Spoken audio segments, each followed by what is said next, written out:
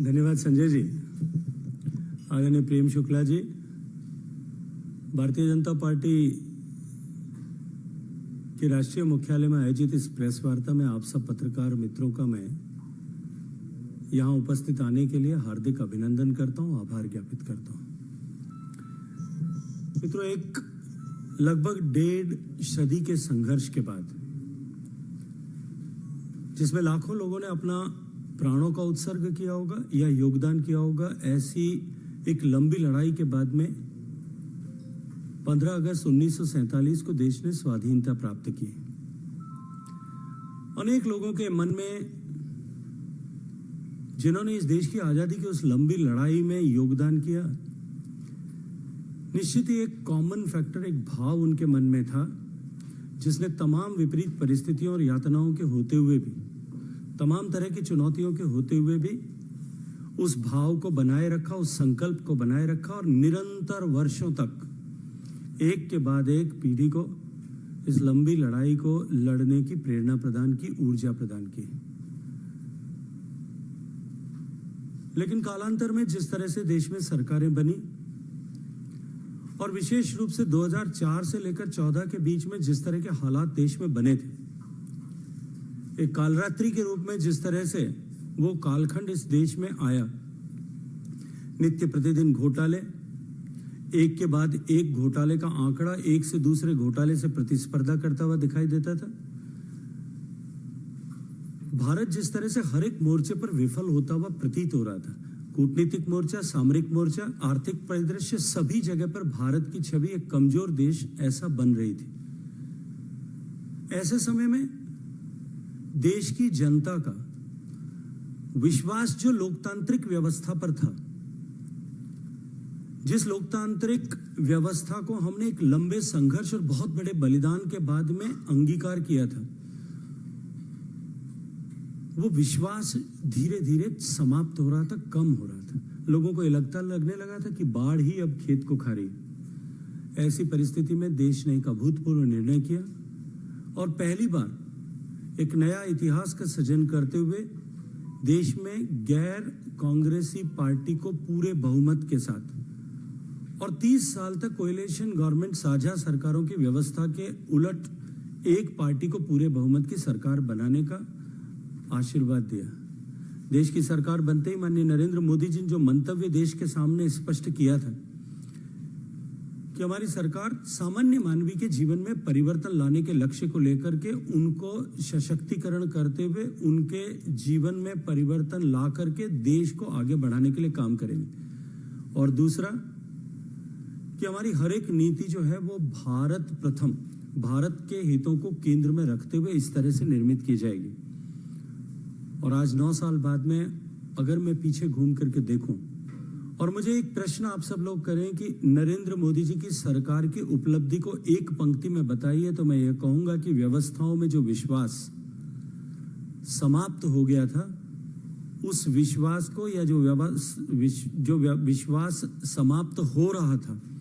उस विश्वास को पुनः स्थापित करने में सरकार ने 9 साल में सफलता प्राप्त की है। मित्रों, जिस तरह से 9 साल में अभूतपूर्व विकास देश की जनता ने देखा, गरीब व्यक्ति के, सामान्य व्यक्ति के जीवन में जिस तरह से परिवर्तन आया, अंतिम व्यक्ति तक योजना का लाभ पहुंचे, इस लक्ष्य को लेकर के जिस तरह से काम किया गया, बिना किसी भेदभाव के, न क्षेत्र का भेदभाव, न सरकार होने या न होने का प्रदेश में भेदभाव,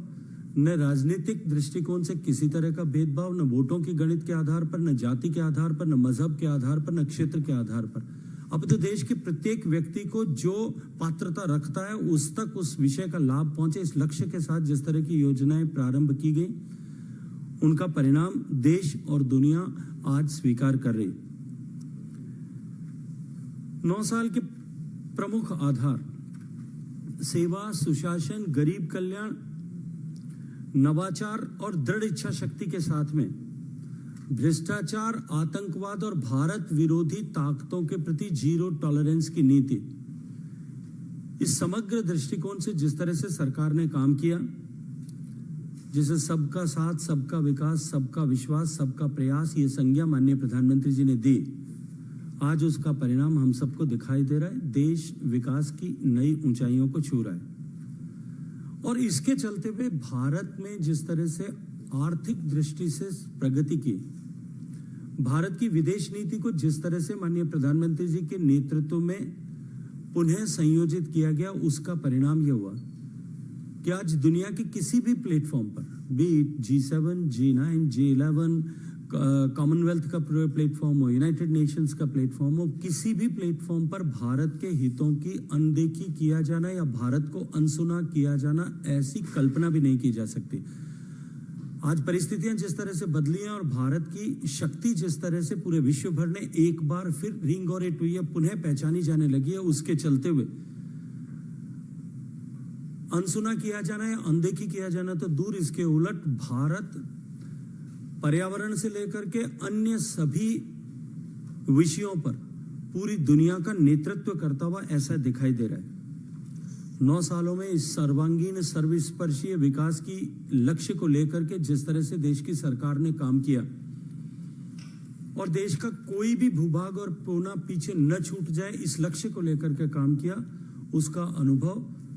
पूर्वोत्तर भारत से लेकर के सुदूर पश्चिम में जिस क्षेत्र से मैं आता हूं, वहां हर एक कोने पर देश में उसका अनुभव किया जा रहा है। माननीय प्रधानमंत्री जी के सशक्त नेतृत्व के चलते हुए, उनके दूरदर्शितापूर्ण निर्णय के चलते हुए, उनके द्वारा लिए गए साहसिक निर्णयों के चलते हुए और धरातल पर बनाई गई पॉलिसीज को इम्प्लीमेंट करने या ट्रांसलेट करने के लिए जिस तरह से उन्होंने मार्गदर्शन किया, आज उसका ही परिणाम है कि बदला हुआ भारत हम सब देख सकते हैं, महसूस कर सकते हैं। जहां देश में आजादी के इतने साल बाद में भी सामान्य व्यक्ति अपने आप को ठगा हुआ महसूस करता था, क्योंकि संसाधनों की सीमितता के चलते हुए, अभावों में काम करने की आदतों के चलते हुए, योजनाएं जो बनती थी वो टुकड़ों में बनती थी, पीस मील में बनती थी, उनका सही प्रभाव और आवश्यक उत्पादकता नहीं मिल पाती थी। और उसी का परिणाम था कि जब देश 2014 में नरेंद्र मोदी जी के नेतृत्व के अधीन आया, तब तक देश में लगभग 68-69% ग्रामीण परिवारों के पास सामान्य शौचालय की सुविधा नहीं थी। देश में 18,000 गांव बिना बिजली के थे। 21वीं सदी में बिना बिजली के गांव की परिकल्पना करना। देश में 4 करोड़ से ज्यादा परिवार ऐसे थे जिनके पास में इलेक्ट्रिसिटी नहीं थी। देश में 4 करोड़ से ज्यादा ऐसे लोग चिन्हित किए गए थे जिनके पास में घर नहीं था, पक्का मकान नहीं था। देश में करोड़ों करोड़ परिवार ऐसे थे जिनके पास में बैंक खाता नहीं था, और वो बैंक खाता नहीं होने के कारण से जिस तरह से बिचौलिए और भ्रष्टाचार हावी थे, दुर्भाग्यपूर्ण स्थिति थी कि देश के एक प्रधानमंत्री को ये कहने को मजबूर होना पड़ा था कि जो पैसा हम धनराशि विकास के लिए या लोगों के जीवन में परिवर्तन लाने के लिए भेजते हैं, उसका 85% हिस्सा मार्ग में खो जाता है।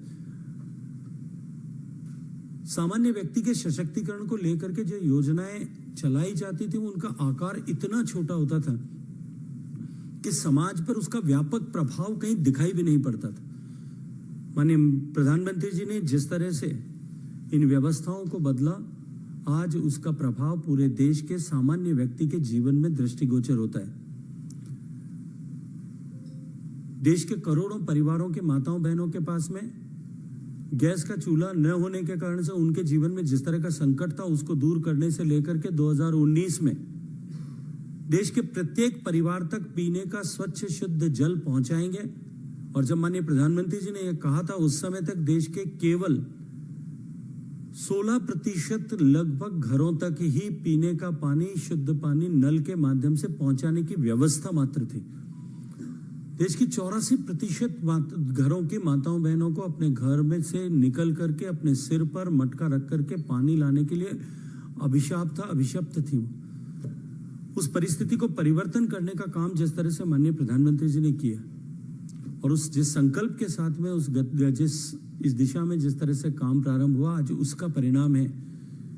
कि जहां एक तरफ हर घर तक बैंक का खाता पहुंचा है, हर घर तक बिजली का कनेक्शन पहुंचा है, गरीब तक घर पहुंच रहा है, हर घर तक गैस का चूल्हा पहुंचा है, वहीं दूसरी तरफ 2019 से लेकर के अब तक जो 3 करोड़ 23 लाख परिवारों तक पीने का पानी पहुंचा था, आज 9 करोड़ नए घरों तक पीने का पानी पहुंचाने में हमने सफलता प्राप्त की है।